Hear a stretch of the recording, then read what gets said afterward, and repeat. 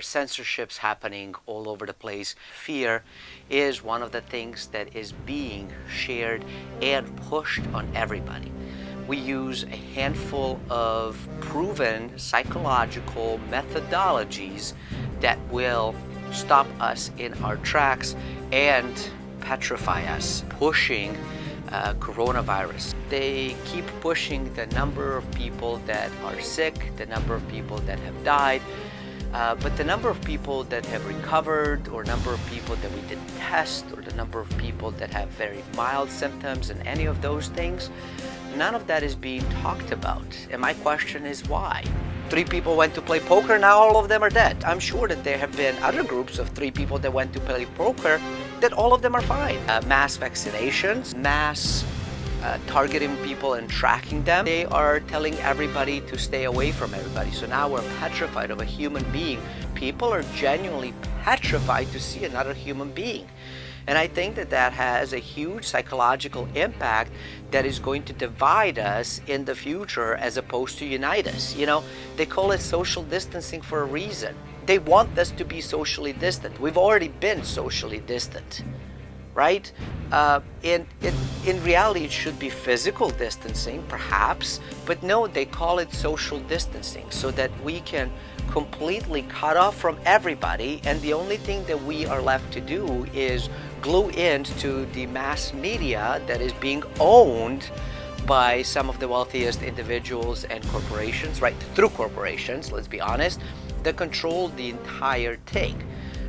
And you know, then we just sort of listen one source of media that is keeping us fed this information that is absolutely petrifying, and now you can't even go and get conflicting information so that you can form your own opinion, or through the preponderance of social distancing promotion, now you're not even socializing with people, so you can't even exchange the ideas. So now you sit there and you sort of mull things over in your head over and over and over again.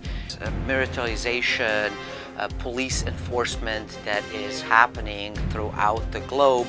Here we are, it's 2020, we're supposed to be the freest people ever, and yet we're experiencing something that in history books we have been taught and learned about, where, you know, during the Nazi Germany, during the Holocaust, you had Jews, you know, that they had like numbers printed on their arms that would sort of tag them. Now we don't do that. Now we're getting a little bit smarter, and when I say we, I really mean like the autocratic leadership that is using big media propaganda to get us all to actually ask for it. Like, that's the crazy piece. There's actually cities where even if you go into your front porch, into your front lawn, if a peace officer was to see you, they can issue you a ticket for $500.